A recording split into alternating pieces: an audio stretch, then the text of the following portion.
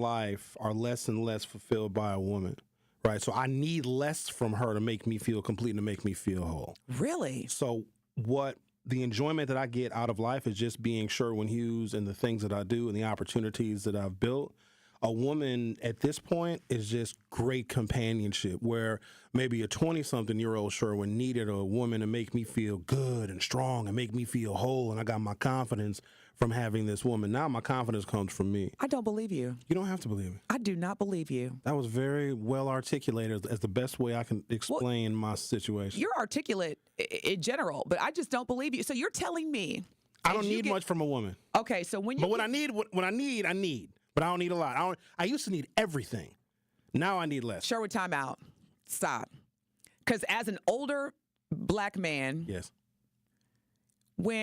So you're telling me that you could, for the rest of your life, just be single. You don't need a woman unless... No, I didn't say that. Okay. Companionship. We don't have to get married. We can have, I don't know, are we going to live together? Well, she might have her own real estate. Okay, that's different. That's not what I heard. I'm not trying to be alone. Okay. Now that makes... Because I was like, I just don't see you 70 years old, sitting in your recliner. Keep going. Sitting in your recliner by yourself, watching... No. Companionship. I'm not even looking to fall in love because I think Well, that's not a situationship, though. Yes, it is. No, it's not. If we're not married. Marriage does not qualify a situationship. No, okay. You're right. That's companionship. So my ultimate goal now, maybe my ultimate goal some time ago was marriage. Now my goal is just companionship. And so when I'm 70 in my rocking chair, I would like to have a companion. There you go. So in the meantime, because I may not have enough to give to a woman to keep her completely and totally fulfilled. I only have X amount of days per month where we can kick it and go and do stuff, and that limits the women that would even want to be involved with me just because I'm not around. And if she is currently dating for marriage, I got to tell her I'm not your dude. If she wants to have children, I'm not your dude.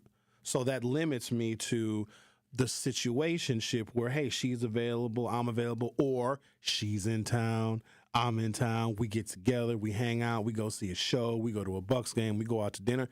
But then when she goes back to her life, her professional life or whatever it is, then she goes back to that. And then when she's available again, we kick it again. We ain't got to see each other every single day. We ain't got to be all up underneath each other every single day. But when we are together, we are together. Like no one else matters in those fleeting moments that we're hanging out in each other's company. But then she's got to go back to her life. Literally what you and I would have, Denise, because you can't be here all the time.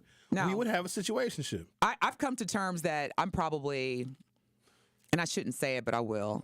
I'm okay with, I'm fulfilled. My cup is full. I don't need to be married, but I don't want to put myself out here as the situationship spokeswoman, because it basically is a relationship where it's not necessarily a casual hookup, but it's not a committed partnership.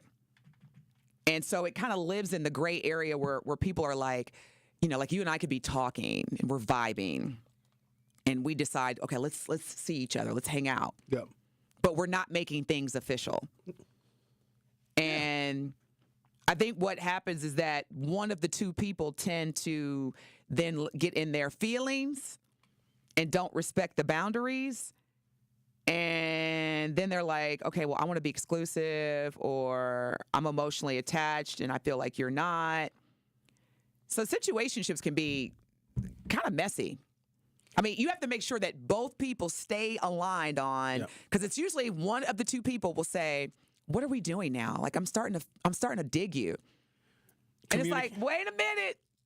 That's not what we agreed upon. Well, that's why communication is key in any relationship, business relationship, personal relationship, family relationship. You've got to communicate. And it's okay if in the course of your involvement that someone begins to develop feelings. What you do is you talk about that and you figure out what that actually looks like. And it may scare somebody off, or they may say, you know what?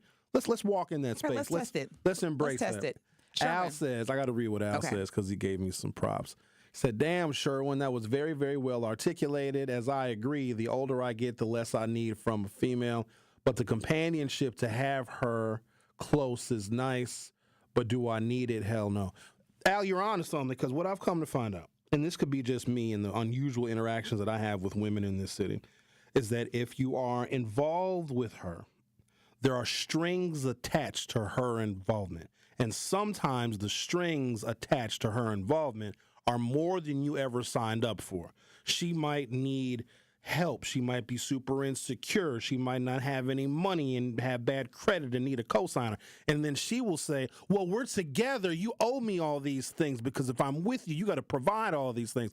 And if we as men say, yo, I didn't sign up for all that, now we're all sorts Ladies, of let me tell you names and something. we're all sorts of deadbeats and there's no good men out here. Don't pay no attention to Sherwin ladies, because I'm going to tell you right now, and we talked about this, all you have to do is lower your voice, talk soft, bat your eyelashes, and Stop telling him that. Because you know it's true. That's the keys. They don't need the keys. Don't listen, because I'm telling you as a woman, regardless of whatever boundaries, okay, I'll break it down like this, because Sherwin, you have a daughter. A father, and trust me, I used to do this all the time. It starts with a father who has a daughter. He could say, you cannot drive my car tonight. Mm-hmm. Don't even ask, you can't drive my car tonight. But Dad, it's the biggest game of the season. Everybody's going to be there. You cannot drive my car tonight. Okay. Go out, come back in. Daddy, look, he's already melting. I'm not falling for that. If she would have started with that, then that's different. I still would say no. She left the room after you said no. She comes back, Daddy, I really, really, really would love to go to this game, Dad. Please let me go, Daddy. And just softly ask him that. It's butter. It's over. It's the same principle with women in terms of situationships. Ladies, I don't care what that man says that he's not going to do. See, that's the thing. We just got to reignite the softness. You're also trying to teach women how to manipulate men. I'm not teaching men or women. Are you kidding me? Yeah. Y'all the biggest.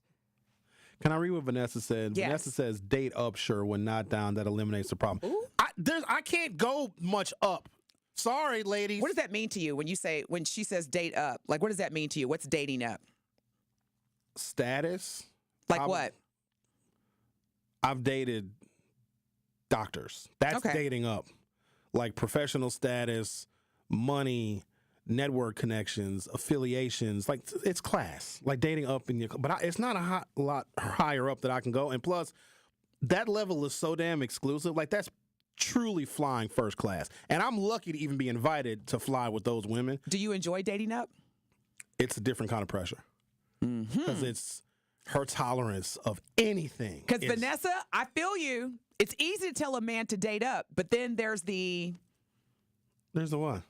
I don't know what that hand motion means. There's the conflict that comes with it.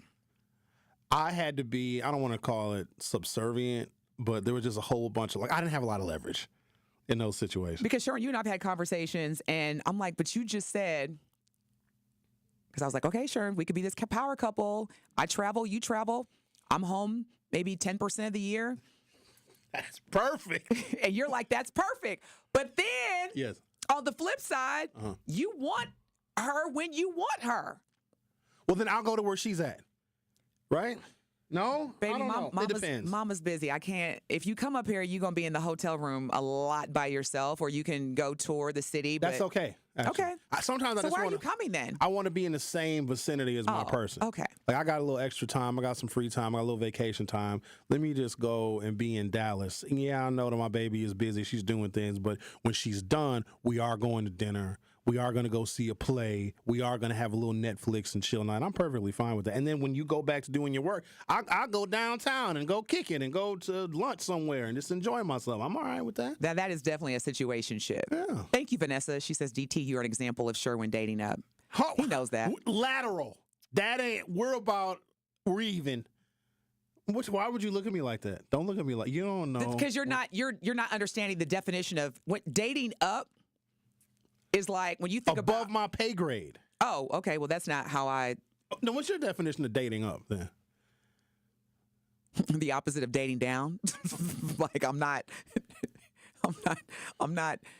dating below my standards. It has nothing to do with title per se. It's more like, well, I can keep my same standards and date a woman that does fries at McDonald's. who is this? Someone said, I'm so glad. SE says, good Lord, I am so glad that I am married. The way my brain and my patience works, I just can't anymore. Shout out to all the married people, but I am telling you as a single person, I am fulfilled. Yeah. I go where I want to go. I do what I want to do with whoever I want to do it with. Yeah. And it doesn't necessarily mean, sex. It's just that I am full. And I think a lot of times, especially in our community, it's like if you're at a certain age and you're not married, like women have been conditioned to qualify their existence based on whether they're married. And I'm appreciating a lot of these podcasts where women are like, we got to stop feeling as though we got the career, we got the education, but we don't have a man. It's okay.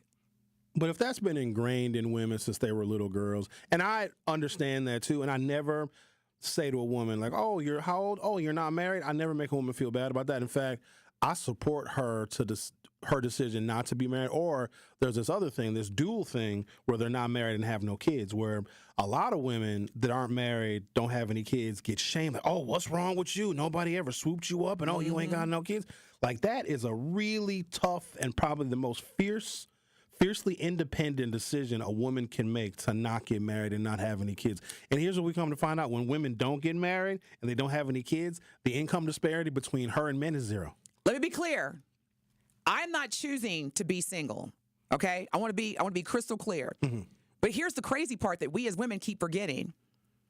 It's not for us to choose. It's for us to attract. That, to me, is the man's responsibility to choose who his bride. We choose who we sleep with. Men choose who they marry. Correct. You guys control the sex. We control the commitment. Yeah. But so, what I was saying earlier, and Vanessa, I hope you're listening, what if, because we want all of the equality in the world and women are equal to men and y'all can do what we do, what about a woman proposing to a man? Don't answer yet. We're going to take a break. Ladies, you want to be, everything needs to be fair. Everything needs to be equal. You're independent. You're strong. You got the education. You got the job. You got the money. So do men. Get on your knees.